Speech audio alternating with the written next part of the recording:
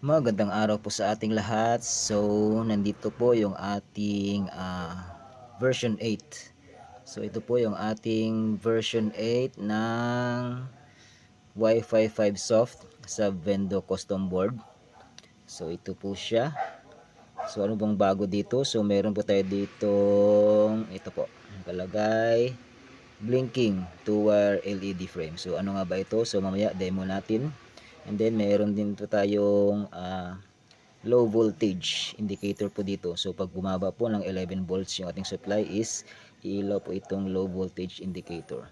So nandito po yung ating mga terminal blocks. So dyan po natin ikukunik yung ating LED frame, coin slot, tsaka bill acceptor. So meron po yung guide sa likod sa mga kulay.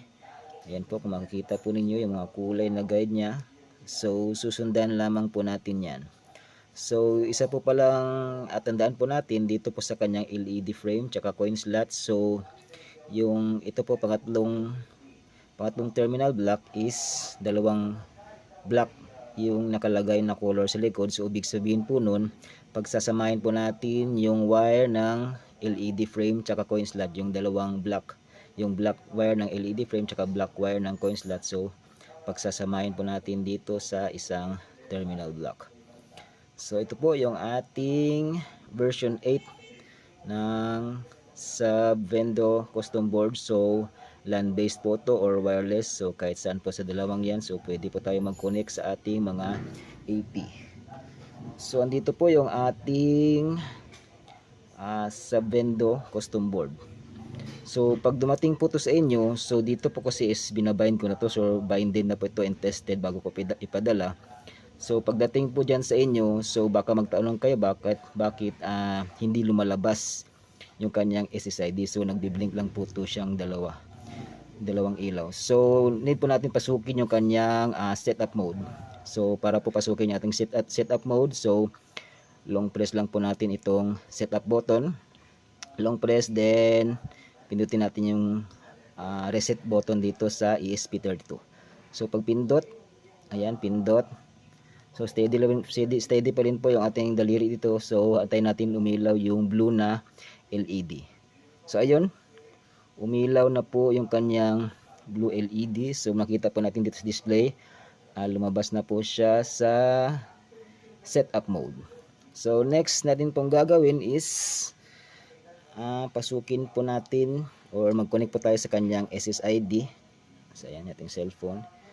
SSID, wait lang po, SSID. Patayin ko lang muna yung ring light ng ating tripod. So SSID, so ayan, wait natin yung ito po, yung Wi-Fi 5 ESP32 setup. So click lang po natin yan. Yan, connect po tayo dito.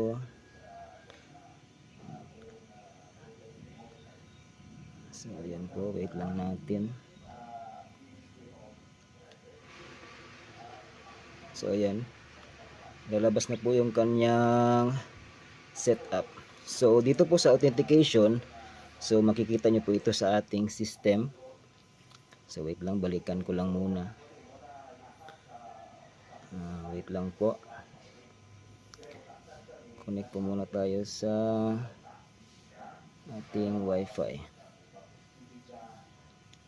So dun po sa request key,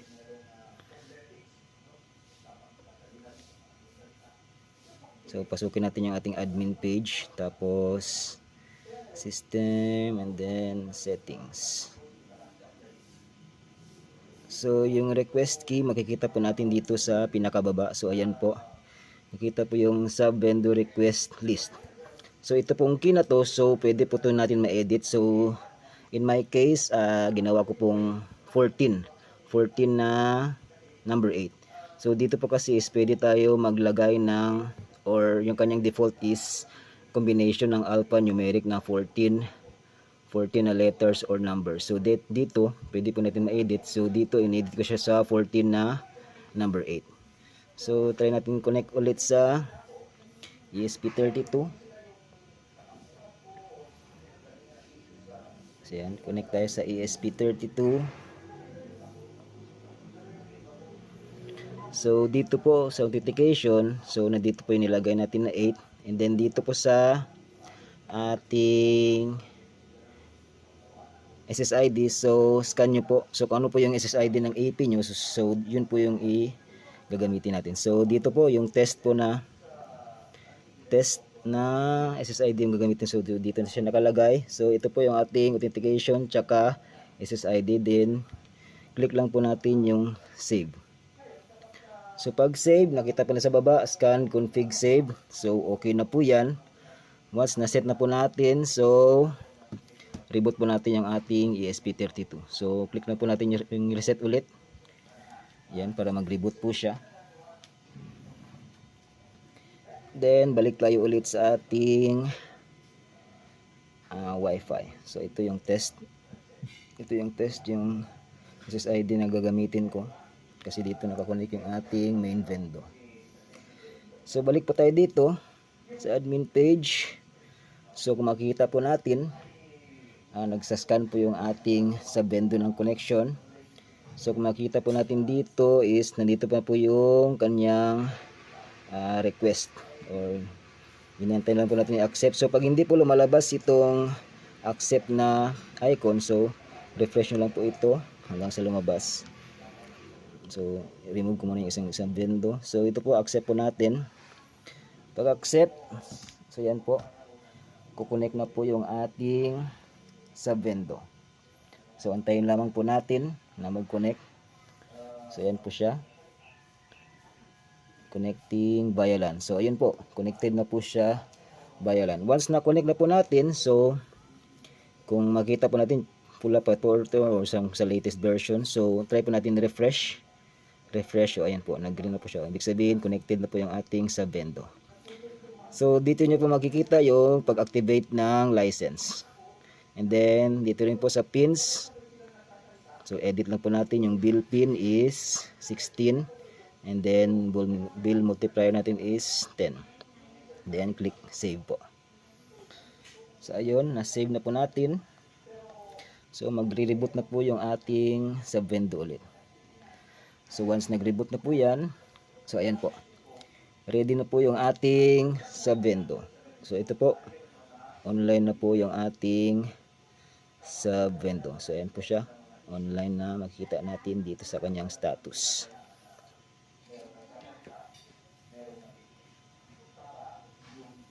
So ganun lamang po sa pag-connect or pag-bind ng ating mga sub-vendor sa ating main vendor. So yun lang po, salamat.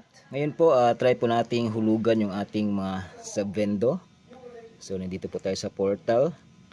So yung ating version 8 ay may feature na blinking 2-wire LED frame.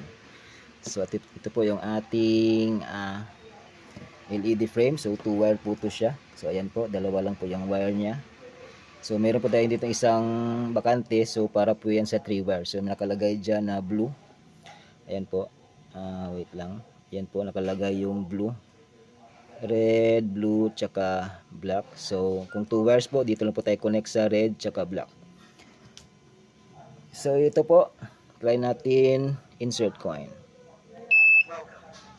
So ayun na po, pag insert coin natin, ito na po yung status ng ating LED frame. So nagbiblink na po siya, and then umilaw na rin po yung ating coin slot. So naka auto cut po yung ating coin slot once na mag-iilaw lang po siya kapag nag-insert coin tayo. So try natin close muna.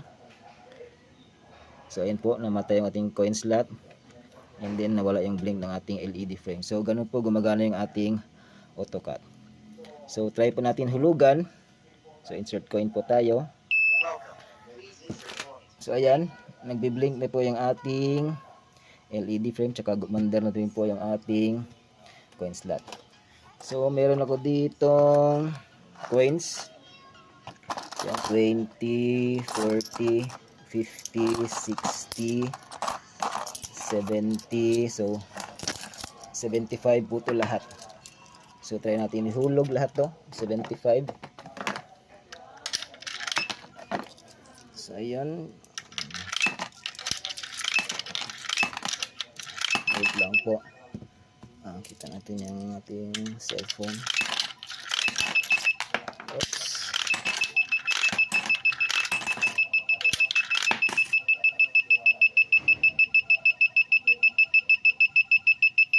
So ayun po, sakto 75 yung na-generate na coin sa ating client portal. So click natin extend. So yun po, ganun po gumagana yung ating blinking 2-wire na LED frame. So yun lang po, marami pong salamat.